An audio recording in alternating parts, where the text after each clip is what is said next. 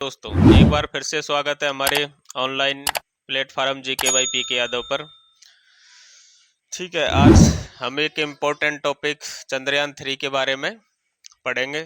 चंद्रयान 3 में देखो दोस्तों, चंद्रयान 3 है जो आपके आगामी परीक्षाओं के लिए बहुत महत्वपूर्ण टॉपिक है, क्योंकि यह जो टॉपिक है जो साइंस एंड टेक्नोलॉजी से भी संबंधित है और साथ के साथ करंट अफेयर से भी संबंधित है।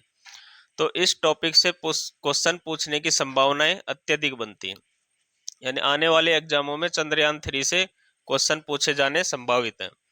तो देखो, इस वीडियो में हम सबसे पहले तो बात करेंगे कि भाई चंद्रमा के ऊपर धरती के लोग क्यों जाना चाहते हैं। पहला कारण तो हमें ये देखना होगा। तो हम क्या देखेंगे कि क्यों जाना चाहते हैं। देखो, मैं आपको छोटा सा एक ब्रीफ में बता देता हूँ संक्षेप में कि हमारी धरती पे जैसे एल्यूमिनियम, सिलिकॉन, अन्य खनिज जिनकी मात्राएं जो सीमित हैं, इस मात्रा को बढ़ाने के लिए हमें किसी दूसरे उपग्रह पर जाना पड़ेगा। तो जो हमारी दुनिया के जो साइंटिस्ट हैं या हमारे देश के साइंटिस्ट हैं, वो इनकी और खनिजों की उपलब्धता के लिए चंद्रमा पर जाना चाहते हैं, क्योंकि चंद्रमा पर हमें चंद्रयान 1 के जब हमने लॉन्च किया था तब पानी की उपलब्धता की जानकारी हमें मिली थी। ठीक है, OH के हमें अणु वहां पर संकेत मिले थे वहां मिलने के। ठीक है, तो इसी प्रकार वहां चंद्रमा की सतह पर खनिजों को होने की संभावना व्यक्त की जा रही है। साथ ही साथ अगर मान लीजिए निकट भविष्य में पृथ्वी के ऊपर कोई खतरा मंडराता हुआ नजर आता है, तो हम लोग क्या है कि चंद्रमा के ऊपर शिफ्ट कर सकते हैं। तो इस पर भी विचार हमारे साइंटिस्टों द्वारा किया जा रहा है। ठीक है, तीसरी चीज क्या है कि देखो, अभी तक क्या है, चंद्रमा पर जितने भी देश गए सभी क्या है कि चंद्रमा के दक्षिणी ध्रुव पर कोई भी देश नहीं गया। तो भारत पहला ऐसा देश है जो चंद्रमा के दक्षिणी ध्रुव पर पहुंचने वाला पहला देश बना और चंद्रमा पर पहुंचने वाला चौथा देश बना।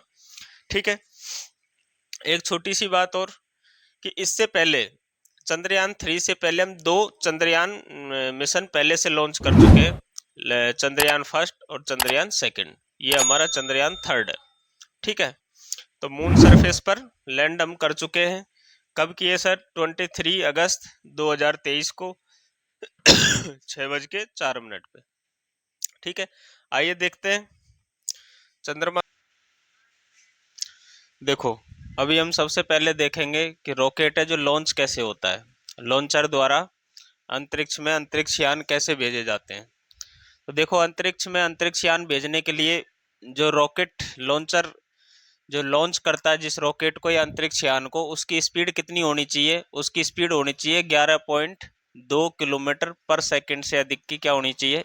उसकी वेग होना चाहिए, उसका वेलोसिटी होनी चाहिए। कितनी होनी चाहिए? 11.2 किलोमीटर पर सेकंड से अधिक की क्या होनी चाहिए? वेलोसिटी। वेलोसिटी कितनी होनी चाहिए?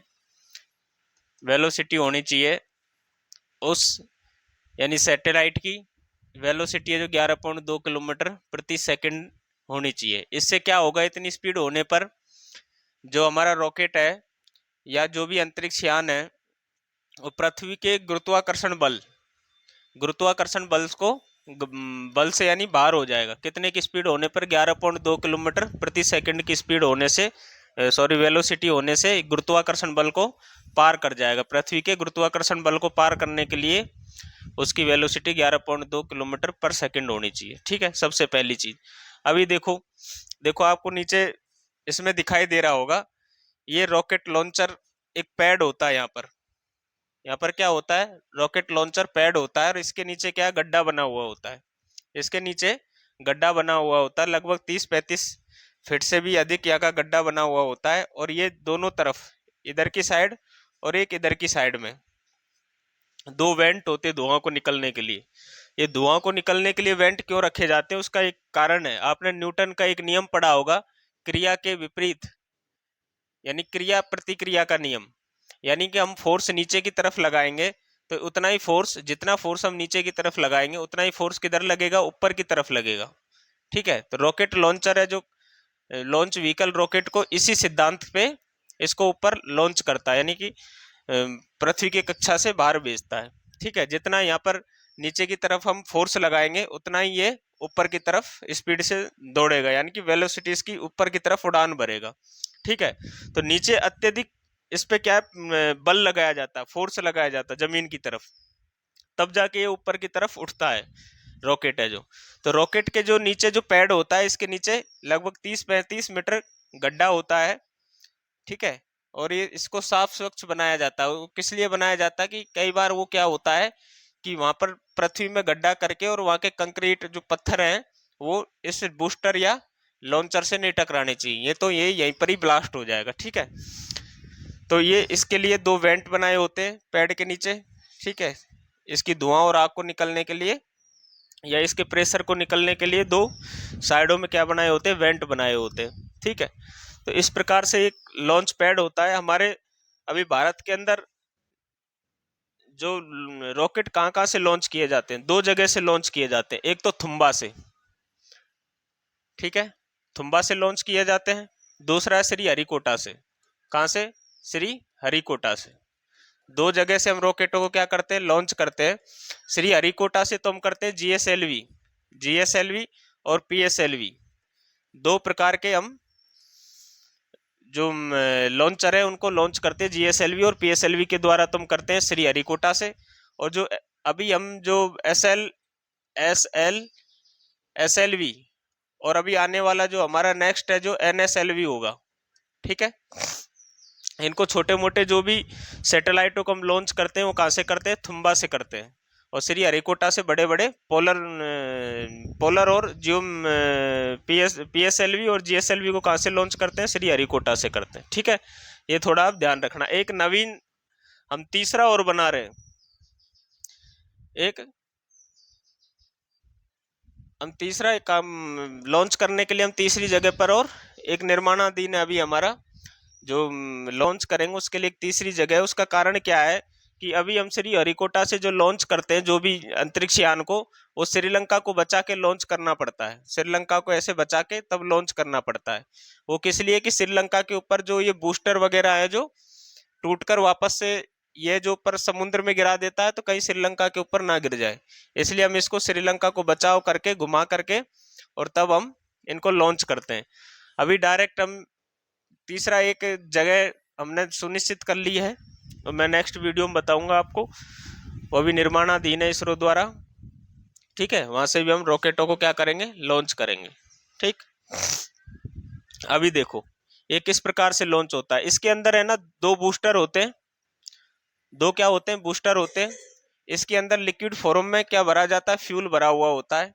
लिक्विड फॉर्म में फ्यूल भरा हुआ होता है, ये सेकंड स्टेज होती है, यानी लिक्विड फ्यूल, ये सेकंड स्टेज। इसमें होता है सॉलिड फ्यूल। बूस्टर के अंदर क्या होता है, सॉलिड फ्यूल होता है, ठीक है। तो बूस्टर्स के अंदर सॉलिड फ्यूल भरा जाता है और लिक्विड जो स्टेज होती है उसके अंदर लिक्विड फ्यूल भरा जाता है, जिसमें क्या है, हम लोग है जो लिक्विड हाइड्रोजन और लिक्विड ऑक्सीजन का हम ईंधन के रूप में इसमें प्रयोग करते हैं। जो हमारा थर्ड फेज होता है, ये सिंक्रोनाइजिंग इंजन होता है, ठीक है। सिंक्रोनाइज्ड इंजन होता है, इसके अंदर भी हम लिक्विड फॉर्म का जो हाइड्रोजन और ऑक्सीजन होता है इसका प्रयोग करते हैं, लेकिन ये अत्यधिक कम तापमान पर इसको हम स्टोर करके इसके अंदर रखते हैं। इसकी वजह से क्या होता है कि जो हमारा क्रायोजेनिक जो इंजन होता है, क्रायोजेनिक इंजन है जो हमारे कंट्रोल में रहता है, इसको कंट्रोल कर पाना बहुत सरल है, इसलिए क्रायोजेनिक इंजन के अंदर हम लिक्विड H2 और O2 रखते हैं, ठीक है। ये इसके ईंधन के प्रकार हो गए। देखो अभी ठोस ईंधन में हम बूस्टर के अंदर क्या भरा होता है, ठोस ईंधन के रूप में बूस्टर्स के अंदर क्या भरा हुआ होता है, देखो सिंपली एल्यूमिनियम का पाउडर होता है। एल्यूमिनियम का क्या होता है, पाउडर फॉर्म होता है, एल्यूमिनियम का पाउडर फॉर्म होता है और इसको ऑक्सीडाइजर के साथ मिक्स किया जाता है। ऑक्सीडाइजर के साथ क्या किया जाता है, मिक्स किया जाता है, और एल्यूमिनियम का पाउडर है जो इसके अंदर यूज किया जाता है। 2 इसमें तत्व हो गए, एल्यूमिनियम पाउडर और ऑक्सीडाइजर, ठीक है। ये इसमें क्या करते हैं, ईंधन के रूप में बूस्टर्स के अंदर हम उपयोग में लाते हैं, ठीक है। तो आपसे पूछ सकता है कि बूस्टर्स के अंदर कौन सा फ्यूल यूज किया जाता है, तो एल्यूमिनियम पाउडर और ऑक्सीडाइजर, ठीक है, इनको मिक्स किया जाता है। और सेकंड स्टेज में लिक्विड स्टेज में मैंने बताया आपको लिक्विड ऑक्सीजन और लिक्विड क्या होगा, हाइड्रोजन होगा। थर्ड थर्ड स्टेज में क्रायोजेनिक इंजन के अंदर क्या होता है, लिक्विड ऑक्सीजन और लिक्विड हाइड्रोजन होता है, लेकिन उसका तापमान बहुत कम होता है, -254 डिग्री सेंटीग्रेड तक होता है। ठीक है, 180 -180 डिग्री सेंटीग्रेड से लेके 254 डिग्री सेंटीग्रेड तक होता है, जो कि बहुत ही ठंडा होता है और किसी भी वायुमंडल का इस पर कोई प्रभाव नहीं पड़ता, इसलिए इसको कंट्रोल करना क्रायोजेनिक इंजन को या क्रायोजेनिक स्टेज को आसान होता है। ठीक है, फर्स्ट जो स्टेज होती है हमारी, जो बूस्टर्स होते हैं, इनको कंट्रोल कर पाना बहुत ही मुश्किल है, इनको कंट्रोल नहीं किया जा सकता, इसलिए इसकी जो अवधि होती है 2 मिनट की होती है। 2 मिनट के अंदर ये क्या करेगा, गुरुत्वाकर्षण से बाहर निकाल देता है इसको। ठीक है, रॉकेट लॉन्चर को, जिस भी रॉकेट को हम लॉन्च करेंगे उसको 2 मिनट के अंदर ही बाहर कर देगा। 2 मिनट के पश्चात जो हमारा सेकंड स्टेज ये शुरू होता है। कौन सा स्टेज शुरू होता है, सेकंड स्टेज शुरू होता है 2 मिनट के पश्चात। ठीक है, उसके 690 सेकंड पश्चात ये जो अलग हो जाएगा टूटकर, और तीसरा जो हमारा फेज है वो शुरू हो जाएगा क्रायोजेनिक इंजन। ठीक है, क्रायोजेनिक इंजन शुरू हो जाता है, और इसके टूटने के पश्चात हमारे पास सिर्फ क्या बच जाता है, हमारे पास कोई भी यान, यानी चंद्रयान हो चाहे कोई भी उपग्रह हो, वो सभी यहाँ पर बच जाता है हमारे पास। वो जो ऑर्बिट जिस ऑर्बिट में स्थापित करना होता है उसमें ये स्थापित कर देता है। ठीक है, ये रॉकेट का थोड़ा सा आपने देखा कि रॉकेटों को किस प्रकार से हम लॉन्च करते हैं। और अभी जो चंद्रयान 3 है वो हमने किससे लॉन्च किया है, हमारा सबसे हैवी लॉन्चर कौन सा है, LVM-3, LVM-3। ठीक है, M4। पहले इसका नाम क्या हुआ करता था, इसका नाम पहले नाम हुआ करता था GSLV MK3 M1। इसको हम पहले इस नाम से जानते थे, GSLV MK3 M1 के नाम से जानते थे। अभी हमने इसको नया नाम क्या दे दिया, LVM-3 M4। ठीक है, तो चंद्रयान का जो लॉन्च व्हीकल है कौन सा है, LVM-3 M4। ये सबसे ताकतवर, यानी कि ये अंतरिक्ष के लिए भी हम यहाँ से उपग्रहों को क्या करते हैं, प्रक्षेपित करते हैं। ठीक है, ये हमसे हमारा सबसे पावरफुल लॉन्चर है। किसका है,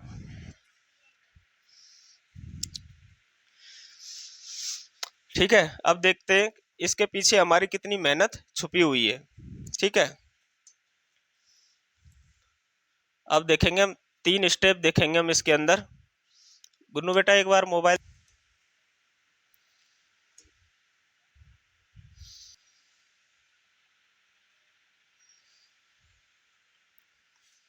देखो, ये हमारे 4 फेज थे जिस समय हमारी सभी देशवासियों के 140 करोड़ भारतीयों की सांसें अटकी हुई थी। ये कौन सा फेज था, ये लास्ट के 15 मिनट थे। ये लास्ट के 15 मिनट बहुत ज़्यादा इम्पोर्टेंट थे, क्योंकि इन्हीं 15 मिनटों में हम पिछली बार चंद्रमा के सतह पर उतरने लैंड करने से पहले हम चूक गए थे। जो हमारा फेज था, पहला फेज था रफ ब्रेकिंग फेज। कौन सा फेज था हमारा, पहला रफ ब्रेकिंग फेज। दूसरा कौन सा था, एल्टीट्यूड होल्डिंग फेज, ये दूसरा था। तीसरा था हमारा फाइन ब्रेकिंग फेज। चौथा था हमारा टर्मिनल डिसेंट फेज। इसके अंदर 4 फेज शामिल किए गए थे हमने, और ये बहुत ज़्यादा चैलेंजिंग था। और ये वही समय है जो पिछली बार हम चंद्रयान 2 में हम सरफेस पे, मून की सरफेस पे उतरने से चूक गए थे। ठीक है, और लास्ट टाइम पे चंद्रयान 2 है जो क्रैश कर गया था उसका लैंडर रोवर। तो देखो, पहला जो फेज था रफ ब्रेकिंग फेज, ये जो टोटल कितने सेकंड तक चला, ये जो टोटल 960 सेकंड तक चला। कितने सेकंड तक, 690 सेकंड तक ये चला था पहला फेज। ठीक है, रफ ब्रेकिंग फेज।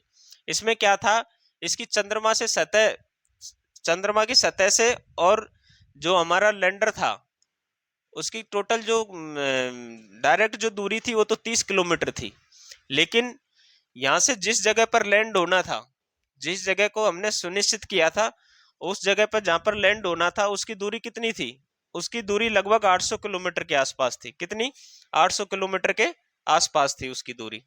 ठीक है, तो यहाँ से हम देखेंगे कि किस प्रकार से हम लैंड किए चंद्रमा की सतह पे। तो पहला हमारा जो फेज चालू होता है रफ ब्रेकिंग फेज। ये कितने सेकंड का था, टोटल 690 सेकंड का था। ये बहुत ज़्यादा चैलेंजिंग था। इसमें जो क्या इसके अंदर क्या करना था कि इसकी स्पीड है, जो लैंडर की स्पीड थी 1680 मीटर पर सेकंड की, कितने की 1680 मीटर पर सेकंड की स्पीड थी, और उसको कितना कम करना था, इसको 1680 मीटर पर सेकंड से हमको कितना कम करना था, 358 मीटर पर सेकंड तक हमको लेके आना था। कितना लेके आना था, 358 मीटर प्रति सेकंड तक हमको लेके आना था। 358 मीटर प्रति सेकंड तक इसकी स्पीड को लेके आना था। अभी देखो ये कोई लैंडर आ रहा है, चंद्रयान 3 का ये लैंडर है, यहां से लेके और यहां तक कितने सेकंड में, 690 सेकंड, लगभग 11.5 मिनट के अंदर, लगभग 11.5 मिनट के अंदर इसको 358 मीटर पर सेकंड में लेके आना था। तो हमारा पहला फेज है जो रफ ब्रेकिंग होता है, इसके अंदर एकदम से स्पीड को कम करना होता है, ठीक है। तो इसी प्रकार चंद्रयान 3 ने अपनी स्पीड को अच्छे भली भांति इसको कम कर दिया था। फिर उसके बाद जो नेक्स्ट जो स्टेप, उस समय यहाँ से चंद्रमा की जो डायरेक्ट दूरी घटकर रह गई थी 7.5 किलोमीटर, और पहले कितनी थी, ये 30 किलोमीटर थी फर्स्ट फेज में। अभी सेकंड फेज में कितनी दूरी रह गई है, यहाँ से लेकर और यहाँ तक की दूरी कितनी रह गई है, मात्र 7.4 किलोमीटर की, ठीक है। अब इसको क्या करना है, 7.4 किलोमीटर से नीचे आना था 6.8 किलोमीटर तक, ठीक है। और स्पीड को कितना कम करना था, 358 मीटर प्रति सेकंड से घटाकर 336 मीटर प्रति सेकंड करना था, ठीक है। इसका पहला कार्य ये था, और इस दौरान इसको 28.52 किलोमीटर ऐसे गति इसको चंद्रमा की सतह पर तय करनी थी दूरी, ठीक है।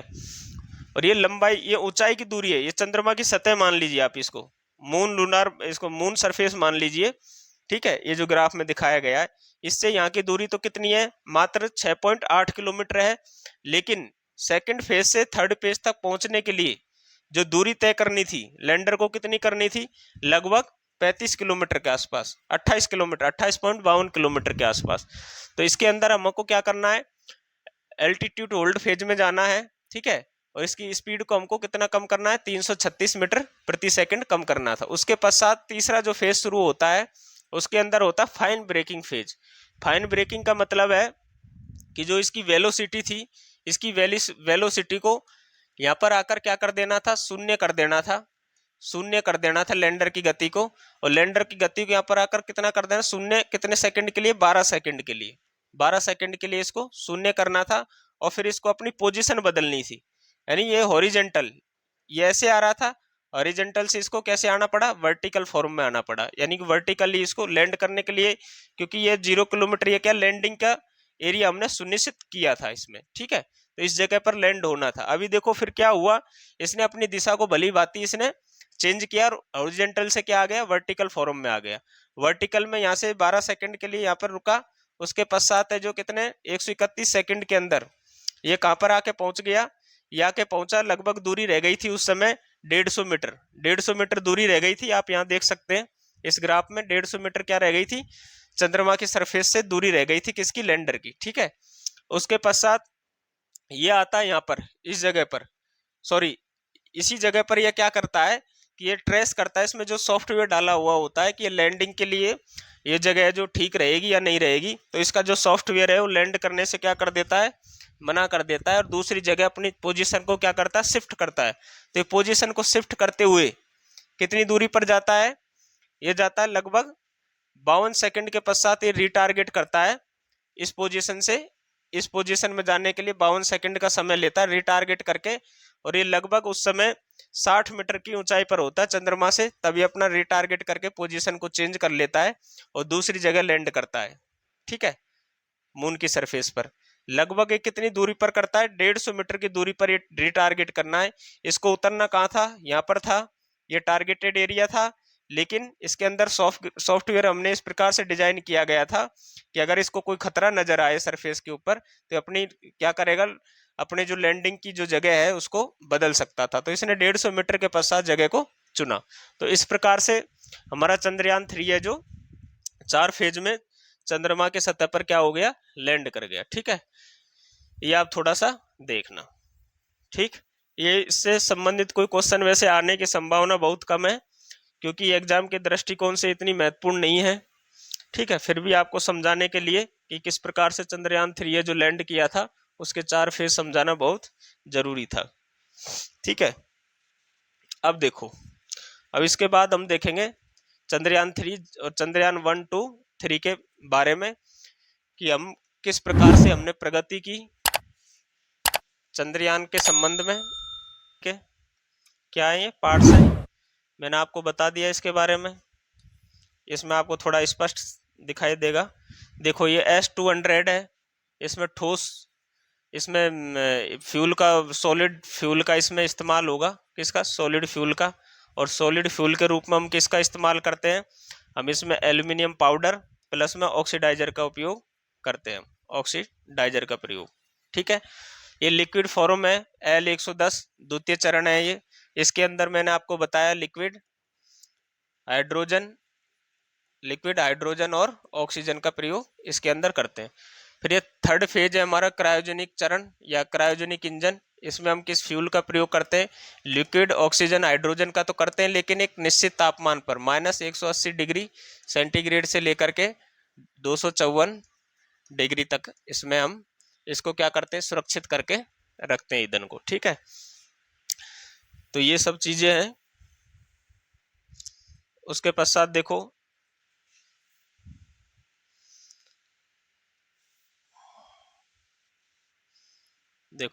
उसके बाद में ये आ गया हमारा चंद्रयान। ये चौथा फेज हो गया हमारा चंद्रयान। इसके अंदर ही रोवर और लैंडर रखे हुए हैं। ठीक है, तो मुझे लगता है कि इससे संबंधित अभी और ज़्यादा जानकारी आपको देने की ज़रूरत नहीं पड़ेगी। देखो कुछ चीज़ें और हैं। इस लैंडर का नाम मैंने आपको बता ही दिया, और इसकी जो ऊंचाई है एग्जाम में पूछी जा सकती है। ठीक है,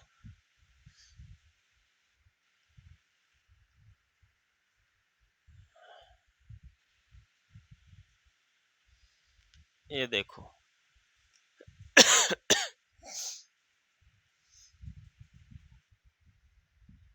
ये देखो ये आ गया। इसकी जो ऊंचाई कितनी है, 43.5 मीटर इसकी ऊंचाई है इस लॉन्च व्हीकल की। ठीक है, इसकी ऊंचाई कितनी है, 43.5 मीटर है। ठीक है, इसमें 2 बूस्टर्स लगे हुए हैं। ठीक है, इसके बारे में मैंने आपको पूरा बता दिया। ठीक, और इसका जो कितने भार को उठा सकता है, 642 टन का भार इसके अंदर होता है। कितना टन का, 642 टन का ये खुद होता है। और इसके अलावा इसकी जो बनाने में जो कीमत आती है लगभग 400 करोड़ रुपया आती है। ठीक है, एक लॉन्च व्हीकल को बनाने के लिए, LVM-3M4 को बनाने के लिए लगभग 400 करोड़ रुपए का खर्चा आता है। ठीक है, और ये कितने, यानी उपग्रह, कितने वजन के उपग्रह को ये अंतरिक्ष में पहुंचाने में सक्षम है, ये लगभग 3895 या लगभग 4000 किलोग्राम के वजन को ये अंतरिक्ष में पहुंचा सकता है। इतना पावरफुल है भाई। ठीक है, इसके बारे में और कोई इतना खास है नहीं। अभी हम शुरू करते हैं अपनी वीडियो। थोड़ा सा मैं आपको लैंडर और रोवर का पिक लास्ट में दिखा दूंगा। ठीक है, कोई दिक्कत नहीं है। ये इसके अंदर 4 वो लगाए गए, 6 लगाए गए, 6 उपकरण लगाए गए। देखो एक तो रामबा लगाया गया इसके अंदर, रामबा हो गया, चेस्ट हो गया, इल्सा हो गया। नेक्स्ट जो क्वेश्चन की हम सीरीज लगाएंगे उसमें हम इनकी फुल फॉर्म देखेंगे। उसके अंदर एपेक्स हो गया, लिप्स हो गया, ठीक है, और शेप हो गया। ये कितने उपकरण हो गए, इसमें टोटल 6 उपकरण हो गए। ठीक, ये हम इसमें नेक्स्ट वीडियो में हम देखेंगे। ठीक, उसके अलावा देखो इसके साथ साथ ये भी पूछा जा सकता है आप लोगों से कि चंद्रमा के जो सबसे पहले रॉकेट जो लॉन्च किया था, किसने रॉकेट लॉन्च किया, फ्लाई बाय एक रॉकेट लॉन्च किया गया था यानी चंद्रयान। चंद्रमा पर सबसे पहले जो यान भेजा गया था, सबसे पहले किसने भेजा था, देखो सबसे पहले भेजा था, आपको मैं बता देता हूं, सबसे पहले सोवियत संघ रूस ने भेजा था। किसने, सोवियत संघ रूस ने। वो कौन सा था, सोवियत संघ रूस ने भेजा था। उस समय सोवियत संघ रूस का लक्ष्य क्या था कि चंद्रमा को सिर्फ क्या करके आएगा, हाई, यानी फ्लाई करते हुए जाएगा और हाई करते हुए आएगा। तो उसको बोला गया, उसको क्या नाम दिया गया, फ्लाई बाय। ठीक है, तो सबसे पहले जो मिशन लॉन्च किया था सोवियत संघ रूस ने किया था, फ्लाई बाय मिशन। उसके पश्चात फिर चंद्रमा पर सबसे पहले जो लैंड करने वाला देश भी कौन है, सोवियत संघ रूस ही है। ठीक है, लूना 2 नाम से इसने चंद्रमा की सतह पर क्या भेजा था, एक क्या भेजा था, यान भेजा था, चंद्रयान, ठीक है, लूना 2 के नाम से, सबसे पहले चंद्रमा की सतह पर उतरा। उसके पश्चात सबसे पहले जो मानव भेजने वाला देश था वो कौन था, यूएसए था, अमेरिका था। नासा ने भेजा था, किसको भेजा था, नासा ने अपोलो 11 को भेजा था सर। कौन से मिशन को, अपोलो 11 को। इसके अंदर नील आर्मस्ट्रांग है, जो नील आर्मस्ट्रांग के साथ में 2 व्यक्ति और होते हैं, और ये नील आर्मस्ट्रांग है जो यानी यूएसए की आर्मी में भी यानी एयरफोर्स में भी ये रह चुके होते हैं, ठीक है, ये सैनिक भी होते हैं। ये सबसे पहले चंद्रमा की धरती पर पैर रखने वाले पहले व्यक्ति थे, नील आर्मस्ट्रांग। इसके साथ में 2 व्यक्ति और गए थे इस मिशन पर, ठीक है। ये इससे संबंधित कुछ बातें थी। अभी नेक्स्ट जो कुछ बच गया है वो हम पीडीएफ के माध्यम से इसके अंदर देखेंगे, ठीक है। तो अब शुरू करते हैं क्वेश्चन आंसर सेट, और चंद्रयान 1 से हम इस वीडियो की शुरुआत करेंगे, ठीक है। सबसे पहले हम चंद्रयान 3 पढ़ने से पहले हम थोड़ी सी पृष्ठभूमि पढ़ेंगे कि हम किस प्रकार से चंद्रमा की धरती पर पहुंचे, उसके चरण क्या क्या रहे। देखो, चंद्रमा के धरातल पर इतना पहुंचना इतना आसान तो है नहीं, ठीक है। तो जो चंद्रमा पर पहुंचने के लिए, वहां पर सतह पर पहुंचने के लिए हमने उससे पहले 2 मिशन और कंप्लीट हमने किए थे। तो देखो, एक चंद्रयान 1 हमने जो लॉन्च किया था, चंद्रयान 1 वो लॉन्च किया था 22 अक्टूबर 2008 को। कब लॉन्च किया था, 22 अक्टूबर 2008 को हमने क्या किया था, हमने लॉन्च किया था। कब कब सर, 22 अक्टूबर 2008 को। कहाँ से, हमारा वही केंद्र रहेगा हमारे पास, लॉन्च की जो जगह एक ही रहेगी, सतीश धवन केंद्र। कहाँ पर, श्री हरिकोटा में, ठीक है। यहाँ से हमने लॉन्च किया था। और ये जो हमारा मिशन था वो खाली ऑर्बिट मिशन था, यानी हमें चंद्रमा के ऑर्बिट के अंदर हमें एक ऑर्बिटर स्थापित करना था। देखो, ऑर्बिटर क्या होता है, मान लीजिए कोई चंद्रमा है, ठीक है, इसको हमने चंद्रमा मान लिया, और इसकी चारों तरफ ये कक्षाएं हैं। क्या है, ये कक्षाएं बनी हुई हैं, ठीक है। जैसे पृथ्वी की कक्षाएं होती हैं, ऐसे ही चंद्रमा की भी कक्षाएं होती है, ठीक है। चंद्रमा कौन सा है, ये है, ठीक है। तो इसकी जो ऑर्बिट, इंग्लिश में बोलते हैं इन कक्षाओं को ऑर्बिट, क्या बोलते हैं, ऑर्बिट। तो ऑर्बिट के अंदर हमने क्या किया, एक स्थापित कर दिया हमारा क्या, ऑर्बिटर। क्या कर दिया था, ऑर्बिटर स्थापित किया। वो किस लिए किया, वो इसलिए किया था कि हम सबसे पहले तो चंद्रमा की सतह का क्या कर ले, मानचित्र बना ले, ठीक है। और मानचित्र बनाने के बाद हमें पता चले कि चंद्रमा किस तरीके से दिखाई देता है, इसकी सतह कैसी है, उबड़ खाबड़ है या समतल है, ठीक है। जब ये लॉन्च किया गया था उसके 10 महीने बाद इससे संपर्क क्या हो गया था, टूट गया था, ठीक। उसके बाद में इसने हमको एक महत्वपूर्ण चीज क्या बताई थी, जल की उपलब्धता की जानकारी हमको इसने दी थी। और जो इसको जिस लॉन्चर द्वारा या जिस रॉकेट द्वारा इसको लॉन्च किया गया था उसका नाम क्या था, PSLV-C11 रॉकेट, ठीक है। इसका लॉन्च व्हीकल था, ठीक है। उसके अलावा देखो, ये तो हो गया हमारा क्या, ये हो गया हमारा चंद्रयान 1। बस इसमें खाली आपको इतना याद रखना है, ये कौन सा मिशन था, ऑर्बिटर मिशन था। खाली ये चंद्रमा के चारों ओर चक्कर लगाएगा और ये देखेगा कि चंद्रमा की सतह पर क्या कुछ घटित होता है, ठीक है। ये सतह पर हमने नहीं भेजा था, ऑर्बिटर मिशन था खाली, ठीक है। अब आगे देखते हैं, जो दूसरा हमारा जो नेक्स्ट जो हमारा मिशन था वो कौन सा था, वो हमारा नेक्स्ट मिशन था हमारा चंद्रयान 3, ठीक है, चंद्रयान 2। अब देखो, हमें जो दूसरा जो हमने चंद्रयान के लिए जो अभियान चलाया था वो कौन सा था, चंद्रयान 2। कौन सा मिशन था, चंद्रयान 2, ठीक है। इसके अंदर देखो, ये जो कितने तारीख को लॉन्च किया गया था, ये 22 जुलाई 2019 को लॉन्च किया गया। और ये किसके द्वारा, ये रॉकेट लॉन्चर कौन सा था इसका, ये था GSLV Mk3M1, GSLV Mk3M1। और इसका टोटल वेट कितना था, 3850 kg इसका टोटल वेट था। ये हमारा जो मिशन चंद्रयान 1 खाली ऑर्बिटर मिशन था, लेकिन इसके साथ हमने 2 चीजें और जोड़ दी। और 2 चीजें क्या थी, लैंडर और रोवर। यानी ये हमारा जो इसका मेन मकसद क्या था, चंद्रमा की सतह पर उतरना था, ठीक है। तो इसके ये हमारा कौन सा मिशन हो गया, चंद्रयान-2। इसमें ऑर्बिटर, लैंडर और रोवर शामिल थे। इसमें जिस लैंडर का नाम दिया गया था उसका नाम था विक्रम, और रोवर जिसका नाम क्या हमने दिया था, प्रज्ञान। लेकिन हुआ क्या था कि दक्षिण ध्रुव पर सॉफ्ट लैंडिंग इसको करनी थी, लेकिन ये सॉफ्ट लैंडिंग के 2 किलोमीटर ऊपर ही इसकी स्पीड बढ़ने की वजह से क्या कर गया था, क्रैश कर गया था। ठीक है, ओवर स्पीड की वजह से क्या कर गया, क्रैश कर गया। इसकी हम स्पीड को कंट्रोल नहीं कर पाए। ठीक है, तो इस प्रकार से हमारा चंद्रयान-2 है जो 50% हमारा सक्सेस रहा। 50% क्यों रहा सर सक्सेस, कि हमारा ऑर्बिटर अभी भी काम कर रहा है, लेकिन लैंडर और रोवर है जो क्या हो गया था, क्रैश हो गया था। ठीक है, तो ये 50% सक्सेस हमारा ये रहा था और 50% असफल हो गया था। ठीक है, इसी में देखो ये क्या, सक्सीड ओरिएंटेड हमारा प्लान था। सक्सीड ओरिएंटेड या सक्सीड ओरिएंटेड या बेस हमारा क्या था, ये हमने इसको प्लान किया था। ठीक है, और जो अभी हम चंद्रमा जो 3 चंद्रयान-3 पढ़ेंगे वो हमारा फेल्योर बेस्ड है। कौन सा बेस्ड है, फेल्योर बेस्ड। हमको चंद्रयान-2 पर इतना यकीन था कि हमने इसके फेलियर बेस को नहीं देखा, खाली सक्सेस के इसके बारे में ही हमने ध्यान दिया कि ये सब चीजें कार्य करेंगी।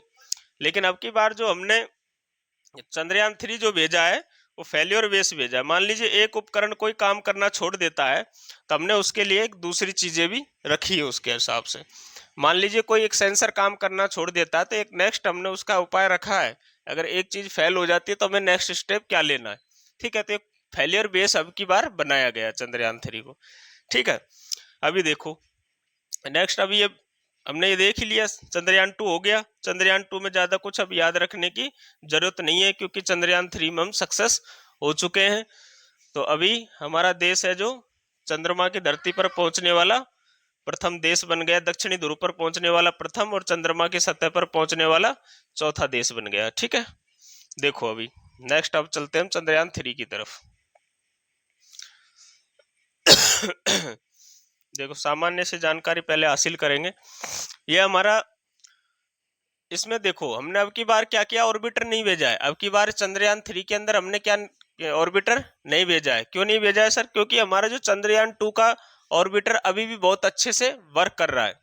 और जब चंद्रयान-3 के साथ हमने क्या भेजा है, लैंडर और रोवर, लैंडर और रोवर को भेजा है।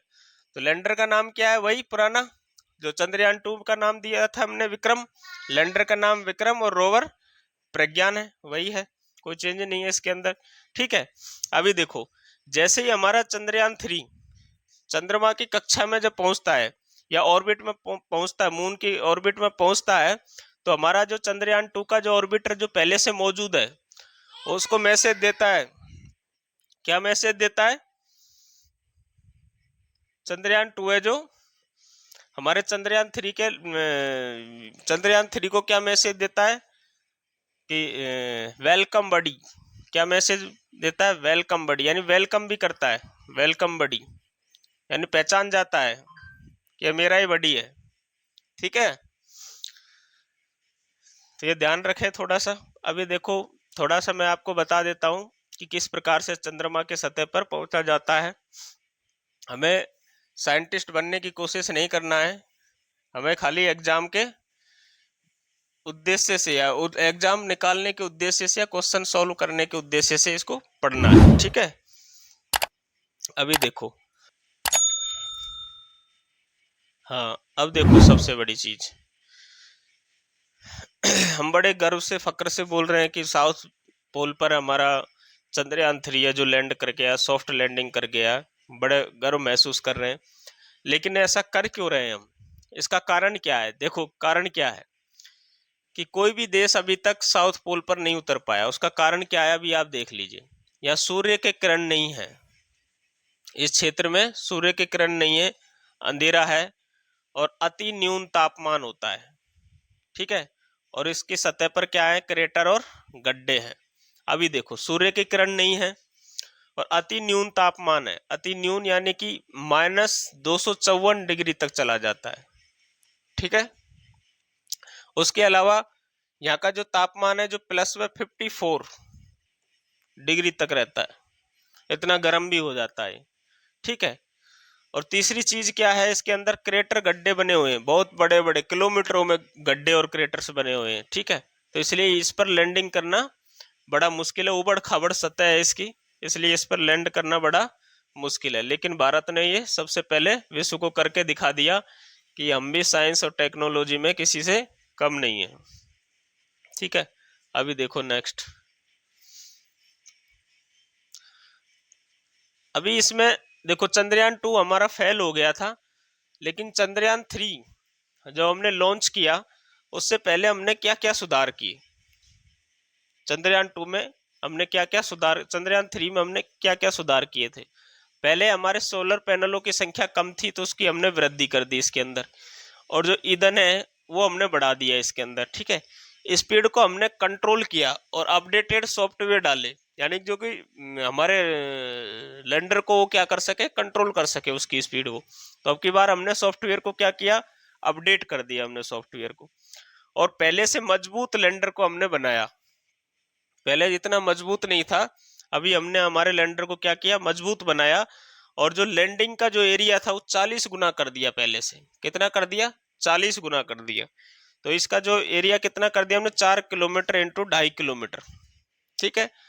पहले 500 मीटर के 500 मीटर इंटू 500 मीटर के आसपास था, उसको बढ़ाकर हमने कितना कर दिया, 40 गुना अधिक कर दिया। ऐसा हम क्यों कर पाए, क्योंकि हमारा चंद्रयान 2 का जो ऑर्बिटर है वो हमें सूचनाएं मुझसे प्राप्त कर चुके थे, तो उस आधार पर हमने ऐसी जगह को सेलेक्ट किया, ठीक है। उसका भी बहुत बड़ा रोल हमारे इस मिशन में रहा है, ऑर्बिटर, चंद्रयान 2 के ऑर्बिटर का भी, ठीक है। और देखो और क्या चीजें याद रखनी, देखो लॉन्च किया गया था 14 जुलाई को। कब लॉन्च किया गया था, 14 जुलाई को। और इसका जो पहला चरण है जो स्टार्ट होता है, उसके पश्चात 2 मिनट तक ये चलता है पहला चरण। पहला चरण कितने मिनट तक चलता है, 2 मिनट तक ये पहला चरण चलता है। दूसरा चरण है जो 2 मिनट के पश्चात शुरू हो जाता है, ठीक है। और उसके पश्चात 306 सेकंड के पश्चात तीसरा फेज हमारा शुरू हो जाता है, ठीक है। और उसके चौथा जो फेज है हमारा 954 सेकंड के पश्चात शुरू होता है, ठीक। ये इसके चरण थे जो मैंने आपको फर्स्ट में बताया, बस इसमें थोड़ा टाइमिंग के साथ बता दिया है, ठीक है। इसको थोड़ा सा ध्यान रखना, ये टाइमिंग वगैरह एग्जाम के दृष्टिकोण से महत्वपूर्ण नहीं है, ठीक है। अभी देखो लैंडिंग के 4 फेज, ये वही फेज है जब सभी देशवासियों की क्या अटकी हुई थी, सांसें अटकी हुई थी। लास्ट के 15 मिनट है लास्ट के 15, इस थ्योरी के पश्चात हम कुछ क्वेश्चन भी सॉल्व करेंगे, और आप उस क्वेश्चनों में आप पाओगे कि जितना भी मैंने इसमें पढ़ाया है वही उन क्वेश्चनों में पूछा गया है, उससे बाहर कुछ आएगा नहीं इस पढ़ाए हुए के अलावा। तो लैंडिंग के 4 फेज कौन कौन से थे, एक तो रफ ब्रेकिंग फेज, दूसरा एल्टीट्यूड होल्डिंग फेज, तीसरा fine braking phase, terminal descent, ठीक है। इसके अंदर आपको वर्टिकल लैंडिंग करना और लैंडर की गति को शून्य करना, इसके 2 उद्देश्य थे, और दोनों में हमने क्या की, सफलता हासिल कर ली। यही आके हम पिछली बार फेल हुए थे, ठीक है। 3 मिशन का नेतृत्व किसने किया, इसका जो वही नेतृत्व किया था वो सी ऋतु करिदल ने किया था। किसने किया, इसका ऑप्शन बी हो जाएगा, सी ऋतु करिदल। नेतृत्वकर्ता कौन थी, हमारी लेडीज थी, महिला साइंटिस्ट थी, सी ऋतु करिदल। इनका जन्म है जो कहाँ पर हुआ, लखनऊ में 1975 में हुआ, ठीक है। और ये ऋतु करिदल मिशन चंद्रयान 2 की निदेशक भी रही है। चंद्रयान 2 की क्या रह चुकी है, निदेशक भी रह चुकी है, ठीक है। अभी देखो नेक्स्ट क्वेश्चन क्या है, रॉकेट वुमन ऑफ इंडिया के नाम से किसे जाना जाता है। तो rocket woman of the India के नाम से ऋतु करिदल को जाना जाता है, जो हमने अभी फोटो देखा जिनका, ठीक है। तो इसका राइट आंसर हो जाएगा ऋतु करिदल, ठीक। ऐसे ही सेम नेक्स्ट क्वेश्चन क्या है, दूसरा क्वेश्चन है रॉकेट मैन ऑफ इंडिया के नाम से किसे जाना जाता है। तो रॉकेट मैन ऑफ इंडिया के नाम से हमारे एक्स चेयरमैन, इसरो के एक्स चेयरमैन के सिवान को जाना जाता है, ठीक है। Rocket man